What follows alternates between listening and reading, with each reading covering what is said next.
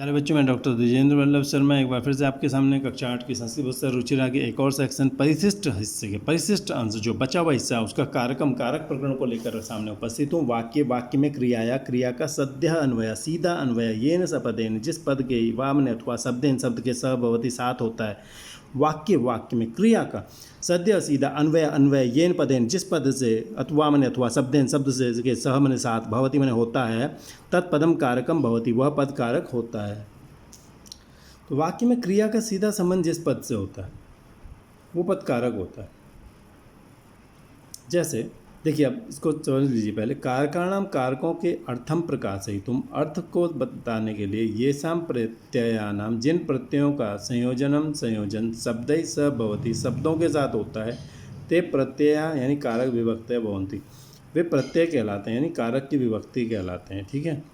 असल में ये जो 8 विभक्तियाँ होती हैं इनके कुछ प्रत्यय होते हैं हर विभक्ति के। प्रथमा विभक्ति सु औजस, द्वितीया के अम और सस, तृतीया के ज्ञाटाभ्याम बेस, इस तरह से प्रत्यय होते हैं हर विभक्ति के। उन प्रत्ययों की बात कर रहे हैं। तो शब्दों में प्रत्यय जुड़ते हैं और तो वो विभक्ति में बदल जाते हैं। प्रथमा विभक्ति के प्रत्यय जुड़ेंगे तो प्रथमा विभक्ति बन जाएगी कारक विभक्ति। द्वितीय विभक्ति के प्रत्यय शब्द में जुड़ेंगे तो द्वितीय विभक्ति बन जाएगी। तृतीय विभक्ति के प्रत्यय शब्द में जुड़ेंगे तो तृतीय विभक्ति बन जाएगी। तो ये डीप चीज़ है। अभी आप ये समझिए, वाक्य में क्रिया का सीधा अन्वय सीधा संबंध जिस पद या शब्द के साथ होता है वो कारक होता है। कारकों का अर्थ प्रकाशित करने के लिए जिन प्रत्ययों का संयोजन शब्दों के साथ होता है, जोड़ शब्दों के साथ होता है, कारक विभक्ति कहलाती हैं। सामान्यतः विभक्ति द्विविधा, सामान्य रूप से विभक्ति 2 प्रकार की होती है, कारक विभक्ति होती है और उपपद विभक्ति होती है। एक होती है कारक विभक्ति, एक होती है उपपद विभक्ति। ठीक है। कारक विभक्ति किसको कहते हैं? देखिए, कारक विभक्ति जो होती है कारक द्वारा प्रयुक्त विभक्ति जो है कारक विभक्ति होती माने होती है। कारक के द्वारा जो प्रयोग की गई विभक्ति होती है वो कारक विभक्ति कहलाती है। जैसे बालक विद्यालय गच्छति, बालक विद्यालय जाता है। अत्र मने यहाँ पर बालक मने जो बालक शब्द है, इत्यत्र मने यहाँ पर कर्तृकारकम इति कर्ता कारक है, ये प्रथमा विभक्ति है। ठीक है, कि बालक विद्यालय जाता है, इसके कारक चिन्ह क्या है? ने इसका कारक चिन्ह होता है, इसमें सु और जस लगता है, तो ये कारक विभक्ति होती है। क्योंकि जाता है, बालक विद्यालय जाता है, तो विद्यालय कौन जाता है? जाता है कौन? बालक जाता है। विद्यालय तो जाता नहीं, कौन जा रहा है? बालक जा रहा है। बालक का संबंध विद्यालय से है, बालक का संबंध जाने से है। विद्यालय अपनी जगह खड़ा है, कोई विद्यालय में आ रहा है, कोई जा रहा है, तो आने जाने वालों का संबंध व्यक्ति से है, व्यक्तियों का संबंध आने जाने से है। ठीक है, तो वो विद्यालय में आ जा रहे हैं, विद्यालय अपने स्थान पर खड़ा है। तो जो क्रिया है उसका संबंध किससे है? क्रिया का संबंध बालक से है। तो इसी को कहा था कि सीधा अन्वय, जहाँ पर सीधा संबंध वाक्य में क्रिया का सीधा संबंध जहाँ शब्द के साथ होता है। तो ये हो गया, तो बालक विद्यालय जाता है। अत्र बालक, यहाँ बालक इत्यत्र, यहाँ पर कर्तृकारकम इति कर्ता कारक होता है, प्रथमा विभक्ति होती है। विद्यालयम अत्यत्र कर्म कारकम, विद्यालयम यहाँ पर क्या होता है? कर्म कारकम, ये द्वितीय विभक्ति होती है। विद्यालयम इसमें इत्यत्र में यहाँ पर कर्म कारकम, कर्म कारक होता है, ये द्वितीय विभक्ति होती है। ठीक है, इसमें द्वितीय कर्म कारक हो जाता है। तो इसमें क्या होता है? कर्म कारक में ओ अम और सस को वाली विभक्ति होती है, इस कर्म कारक कहते हैं। क्योंकि अम और सस इसमें लग जाते हैं और अम और सस इसमें लगते हैं, वो क्या होती है? द्वितीय विभक्ति होती है, कर्म कारक होता है। संक्षेप में देखिए, उपपद विभक्ति क्या होती है? पदम आश्रित्य या विभक्ति सा उपपद विभक्ति। पदम आश्रित्य, पद का आश्रय लेकर जो विभक्ति होती है वो उपपद विभक्ति कही जाती है। देखिए यहाँ पर ऊपर क्या था? जाता है, एक है तो बालक आया था। ठीक है, एक व्यक्ति जा रहा था। अगर 2 जाते तो बालक हो जाता, बहुत सारे जाते तो बालका हो जाता। यानी कि क्रिया का संबंध बालक से था, इधर चेंज हो रहा था, इधर चेंज हो रहा था, इधर चेंज हो जाएगा, करना चाहेंगे तो हमको इधर चेंज करना पड़ेगा, इनका संबंध है। लेकिन कहीं पर क्या होता है? पदम आश्रित्य या विभक्ति, पद को लेकर के, अगर किसी पद को लेकर कोई विभक्ति में परिवर्तन आ रहा है, पद को लेकर, क्रिया को लेकर नहीं, यहाँ पर क्रिया को लेकर यहाँ परिवर्तन आ रहा है। लेकिन कहीं पर किसी क्रिया को नहीं बल्कि किसी पद को लेकर के कोई विभक्ति में चेंज आ रहा है तो वो उपपद विभक्ति कहलाई जाती। यथा मैंने जैसे गुरु के लिए नमस्कार। ठीक है, यहाँ पर अर्थ है गुरु को प्रणाम। को क्या है? द्वितीय विभक्ति, गुरु को। लेकिन यहाँ पर क्या कह रहे हैं?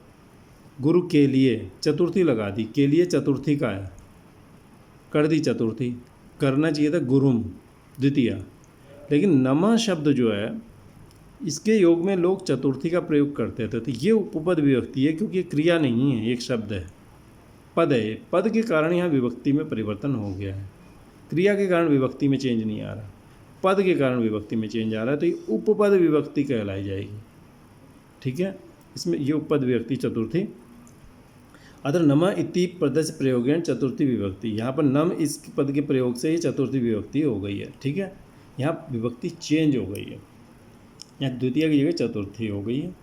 जैसे अभित दोनों ओर, ग्रामम अभित पर्वता संति, गांव के दोनों ओर पर्वत हैं।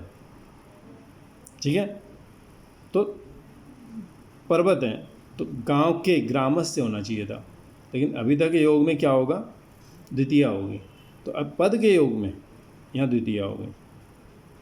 ठीक है, हालांकि पर्वता संति वो तो ठीक है, लेकिन कहीं पर भी इसका अर्थ ये नहीं है पर्वता संति, हम कहेंगे पर्वत हैं तो यहाँ पर्वत हैं, तो पर्वत बहुवचन है, ये भी बहुवचन, बिल्कुल सही चल रहा है। ठीक है, लेकिन जहाँ जिसके कारण कोई एक शब्द के कारण दूसरे शब्द में चेंज हो जाता है, तो जिस शब्द में चेंज हो जाता है तो ये सब क्या कही जाती हैं, उपपद विभक्तियाँ कही जाती हैं।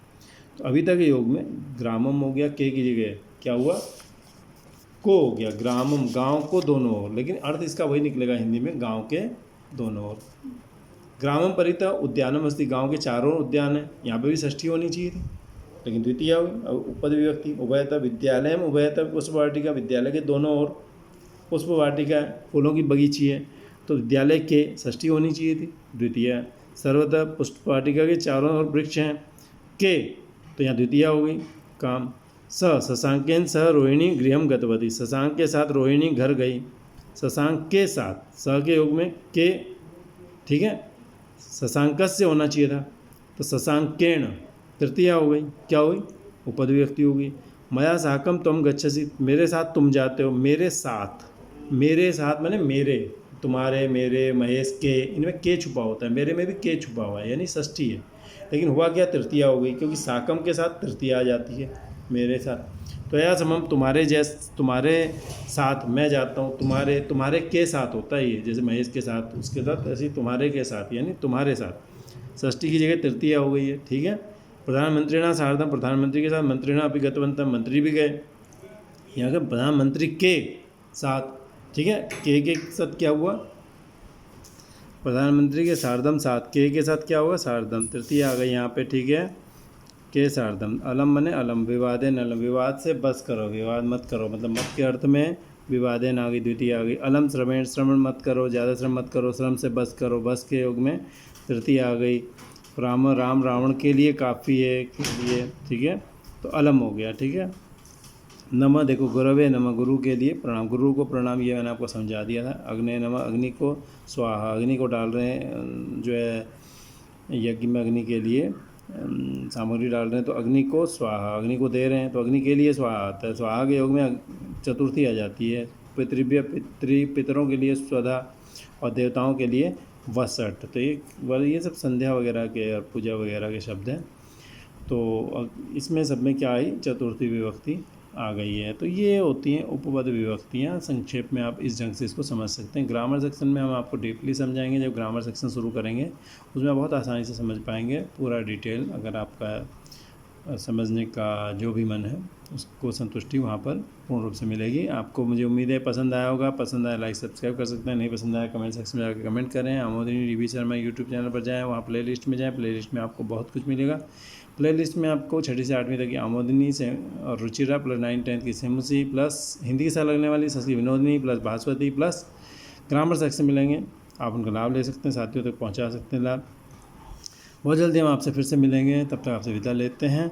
उपसर्ग सेक्शन में आपसे मिलेंगे, तब तक विदा लेते हैं। धन्यवाद।